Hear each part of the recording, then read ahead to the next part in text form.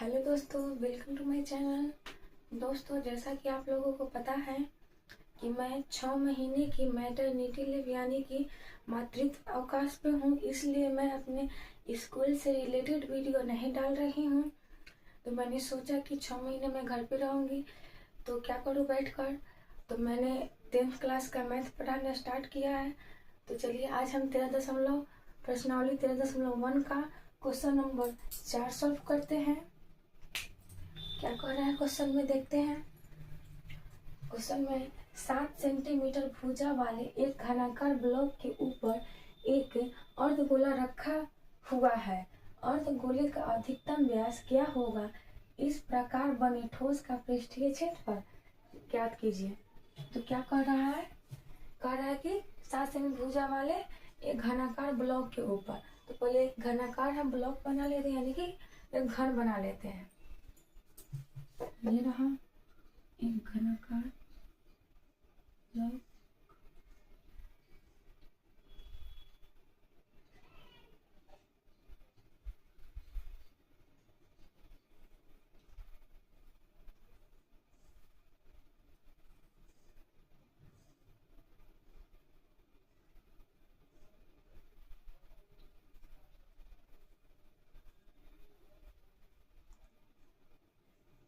हमने एक घन बना लिया और इसके ऊपर एक अर्धगोला रखा हुआ है।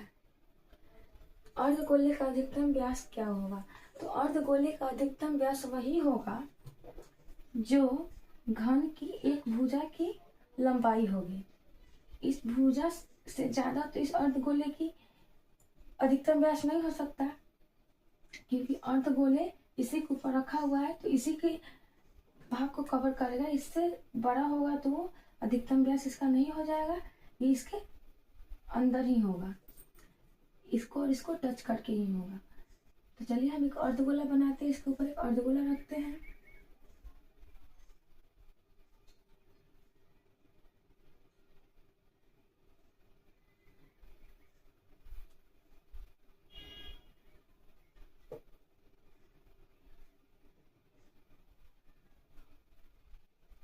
इस तरह से एक अर्धगोला रखा हुआ है।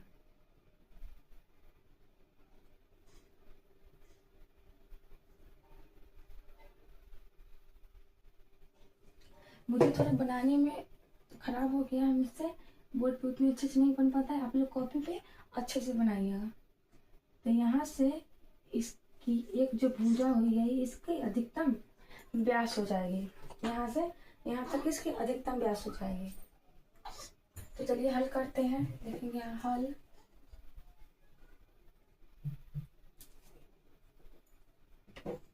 अर्धगोले का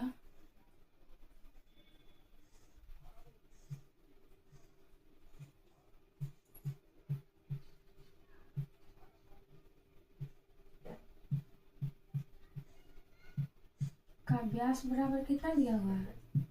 7 सेंटीमीटर, क्योंकि अधिकतम व्यास हो जाएगी इसके भुजा के बराबर। तो इसकी भुजा है 7 सेंटीमीटर, तो इसका व्यास भी हो जाएगा 7 सेंटीमीटर। इसीलिए r बराबर, r से त्रिज्या होती है जो व्यास की आधी होती है, तो व्यास d होता है तो d/2 हो जाएगा, बराबर 7/2 सेंटीमीटर। हम इसे काट भी सकते हैं, नहीं तो ऐसे भी रख सकते हैं। काटेंगे तो क्या हो जाएगा? 3.5 हो जाएगा। तो हमें क्या निकालना है? प्रश्न से लिखते हैं यहाँ भाषा बनाकर। प्रश्न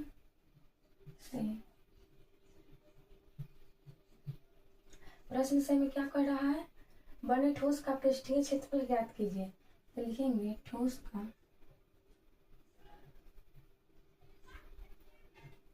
का पृष्ठीय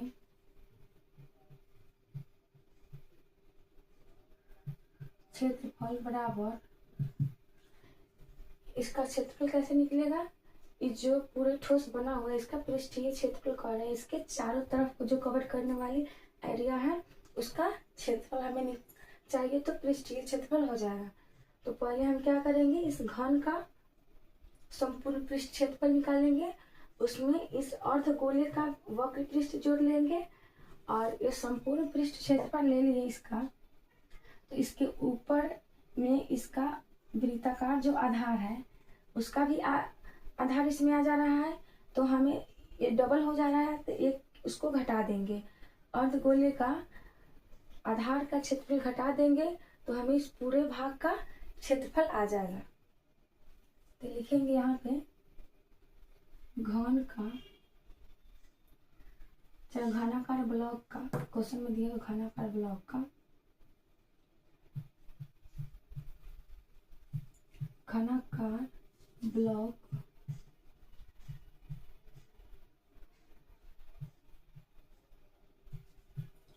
का संपूर्ण पृष्ठ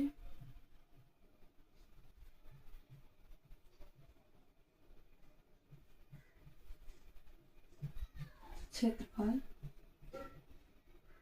प्लस अर्धगोले का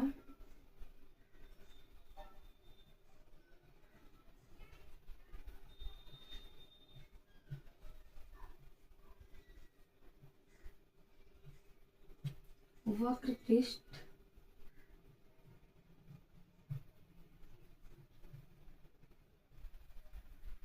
क्षेत्रफल माइनस में कर देंगे अर्धगोले के आधार का क्षेत्रफल, इसका संपूर्ण पृष्ठीय क्षेत्रफल निकाल जाएगा, माइनस अर्धगोले का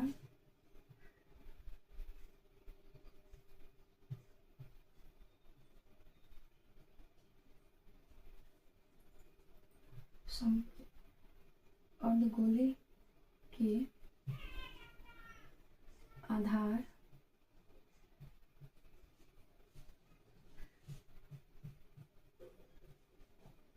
क्षेत्रफल। दोस्तों हम समझने के लिए इसका लंबा चौड़ा लिख दिए, नहीं तो सिर्फ इसका सूत्र लगा देते हैं तो भी हो जाता।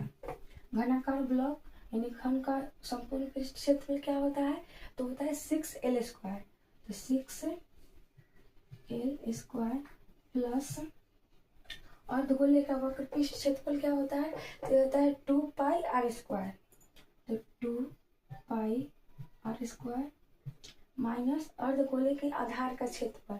तो अर्धगोले का आधार कैसा है, यह वृत्ताकार है, तो वृत्त का क्षेत्रफल क्या होता है πr स्क्वायर, क्या लिखेंगे हम πr स्क्वायर। तो इतना लंबा चौड़ा नहीं लिख के हम सीधा ये एक लाइन में लिख लेंगे फिर भी हो जाएगा, लेकिन मैं आप लोगों को समझाने के लिए ये पूरा लिखती हूँ ताकि आप लोग कंफ्यूज ना हो। बराबर 6 गुने L क्या है, यहाँ पे घन की भुजा है तो कितनी है 7 का स्क्वायर,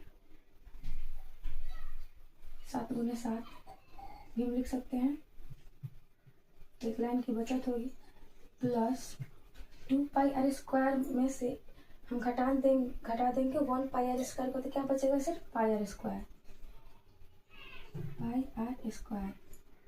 करेंगे। अब बराबर दे देंगे 6 गुने 7 प्लस पाई का मान डाल देंगे 22/7 गुने r कितना है 7/2 का स्क्वायर यानी 7/2 गुने 7/2।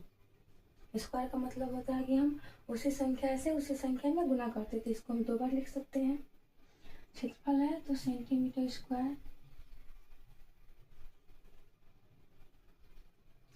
बराबर 6 सत्ते 42 में 7 से गुना करेंगे, 7 के 4 हासिल 1 7 चौका 28 1 29 294 प्लस 1 7 से 1 7 कट जाएगा, 2 से कट जाएगा 11 मरतबे, 2 से 11 मरतबे कट जाएगा, उसके बाद हो जाएगा ये कट जाएगा 2 से 3.5 हो जाएगा।